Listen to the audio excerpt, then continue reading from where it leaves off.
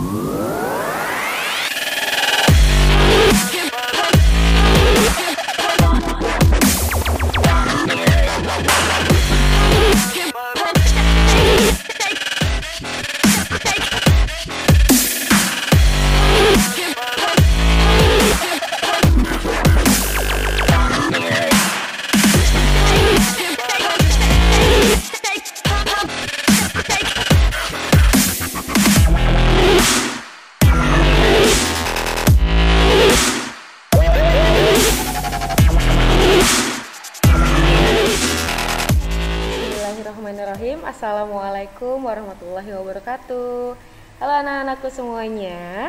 Alhamdulillah, untuk kesempatan kali ini pada pembelajaran ilmu pengetahuan alam, kita akan membahas tentang sifat-sifat cahaya bersama Bu Agri tentunya ya. Baik, untuk itu silakan kalian siapkan buku paket 4E di halaman 5 dan 6. Kemudian di buku Prima PH 4B di halaman 161 dan 162. Baik, kita simak ya pembahasannya. Untuk yang pertama, cahaya di sekitar kita. Apakah yang kalian bayangkan ketika mendengar kata cahaya? Mungkin ada yang teringat dengan lampu, matahari, senter, ataupun lilin ya. Apapun itu, pada dasarnya cahaya memiliki peran yang sangat penting dalam kehidupan kita. Tanpa ini, kita tidak mampu beraktivitas karena artinya akan sulit bagi kita untuk melihat sesuatu tentunya ya. Cahaya adalah energi berupa gelombang elektromagnetik kasat mata yang memiliki panjang gelombang 380 hingga 750 nm atau nanometer. Cahaya dapat diserap dan dipantulkan oleh benda. Mata kita sebagai alat indera penglihatan menangkap cahaya yang terpantul dari benda sehingga kita dapat melihat. Untuk sifat-sifat cahaya itu ada 5 ya. Yang pertama adalah cahaya merambat lurus. Yang kedua, cahaya menembus benda bening. Yang ketiga adalah cahaya dapat dipantulkan. Yang keempat, cahaya dapat dibiaskan. Dan yang terakhir, cahaya dapat diuraikan. Ibu akan bahas satu persatu. Untuk sifat cahaya yang pertama adalah cahaya merambat lurus. Berkat cahaya selalu merambat lurus, kita bisa mengujinya dengan cara menyalakan senter dan cahaya akan terpancar dengan lurus. Karena itu sifat ini digunakan oleh manusia. Untuk contohnya adalah cahaya pada senter ya. Coba kalian di rumah punya senter, kemudian diarahkan ke beberapa tempat, ke satu titik misalnya, dan cahaya itu akan merambat lurus ya. Kemudian contoh yang berikutnya itu adalah cahaya matahari yang menembus jendela. Bisa dilihat pada gambar bahwa cahaya matahari tersebut dapat menembus jendela dengan cahaya yang lurus ya. Ada juga cahaya pada proyektor ya.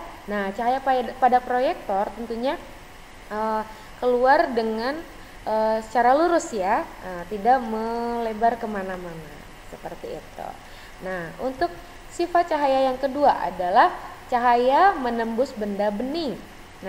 Benda bening adalah benda yang dapat ditembus oleh cahaya seperti kaca, mika, plastik bening, dan air jernih. Seperti namanya, benda bening dapat ditembus oleh cahaya sehingga kita mampu untuk melihat menembus benda tersebut karena cahaya yang diteruskan dan tidak dipantulkan. Contohnya adalah pada ikan yang terlihat dari luar akuarium. Pada gambar di sini terlihat bahwa akuarium itu merupakan benda bening ya. Dapat terlihat nih ikannya dan hiasan-hiasannya di dalamnya. Yang kedua itu adalah air di dalam gelas bening. Tentunya kita selalu minum ya, yang punya gelas bening pasti akan terlihat ya, akan terlihat bahwa cahaya dapat menembus gelas tersebut ya, karena gelasnya bertekstur bening ya. Dan yang ketiga, pada dasar kolam yang jernih. Nah, pada gambar di sini ada satu tempat di mana airnya sangat jernih sekali dan akhirnya bagian dalam dari kolam atau danau tersebut sangat jelas ya, jernih terlihatnya. Nah, itu artinya adalah cahaya matahari dapat menembus benda bening ya. Nah, ada benda yang tidak tembus cahaya, disebutnya juga adalah benda gelap. Nah, cahaya yang tidak dapat menembus benda gelap akan membentuk satu bayangan. Nah, contohnya adalah cahaya pada buku. Nah, pada buku, apabila cahaya menembus buku itu tidak akan menembus, maksudnya. Apabila cahaya mengenai buku, maka cahaya tidak akan tembus kepada buku tersebut, ya.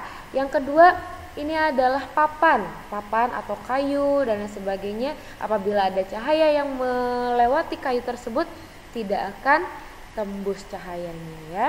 Dan yang ketiga itu adalah cermin ya, cermin datar. Nah, itu tidak akan tembus karena terhalangi oleh lapisan kaca yang dilapisi bagian belakangnya ya, sehingga ada pantulan ya dari cahaya yang terkena cermin tersebut. Nah, sifat cahaya yang ketiga adalah cahaya dapat dipantulkan. Refleksi atau pemantulan cahaya adalah proses kembalinya terpancarnya cahaya dari permukaan benda yang terkena cahaya. Pemantulan cahaya itu dibagi menjadi dua ya. Yang pertama adalah pemantulan teratur, yaitu pemantulan yang berkas cahaya pantulnya sejajar, dan pemantulan baur atau diffus atau tidak teratur. Nah, di sini yang umumnya terjadi pada tanah yang rata atau air yang bergelombang. Nah, contohnya seperti ini untuk pemantulan baur pada permukaan jalan yang bergelombang ya. Dapat dipantulkan. Nah, dilihat ya dari cahaya dari lampu mobil ya, apabila dipantulkan ke jalan yang bergelombang, itu akan memantulkan ke tempat yang lainnya sehingga sekelilingnya akan terlihat lebih jelas ya. Yang kedua itu adalah pemantulan teratur ya. Contoh pemantulan teratur pada cermin cembung yang biasa kita lihat di pinggir-pinggir jalan, yang apabila ada belokan ya yang cukup tajam, itu akan tersedia cermin cembung tersebut sehingga kita dapat melihat kendaraan yang melintas di bagian tertentu pada jalan tersebut ya. Nah, untuk perbedaannya, perbedaan pemantulan baur dan teratur seperti ini. Nah, bisa terlihat ya dari gambar tersebut bahwa pemantulan teratur gambarnya lebih teratur ya, lebih lurus begitu ya. Yang kedua, apabila pemantulan baur atau diffus itu tidak beraturan ya, untuk pemantulan cahayanya ya, itu perbedaannya ya. Nah, yang keempat itu adalah cahaya dapat dibiaskan. Nah, pembiasan cahaya adalah peristiwa ketika arah rambat cahaya dibelokkan ketika melewati dua medium dengan kerapatan yang berbeda. Sifat ini biasa digunakan manusia untuk membuat alat-alat optik. Nah, peristiwa pembiasan cahaya dapat kita amati di kehidupan sehari-hari. Contohnya pada sendok yang terlihat patah di dalam air ya, karena ada gelas yang berisi air, kemudian kita masukkan sendok. Nah, terlihat bahwa pada gambar ini sendok terlihat seperti yang patah, padahal tidak seperti itu ya. Nah, itu namanya adalah dibiaskan ya. Nah, ada contoh yang lain misalnya. Nah, apabila kita melihat kolam dengan airnya yang jernih, dasar kolam akan terlihat lebih dangkal ya dari yang sebenarnya. Nah, coba kalian perhatikan orang yang sedang berdiri di atas kolam ya. Pasti orang tersebut kelihatannya lebih pendek dari yang sebenarnya. Begitu juga apabila kita melihat ikan di dalam kolam, maka ikan tersebut terlihat lebih dekat ke permukaan, padahal itu hanya bayangannya ya. Ikannya padahal lebih dalam. Nah, bisa dilihat ya dari gambar bahwa perbandingan antara pada saat kita melihat ikan ya sebenarnya yang kita lihat ikan itu adalah bayangannya. Ikannya itu lebih dalam dari permukaan kolamnya. Nah, dari kedalaman kolam tersebut juga terlihat berbeda ya.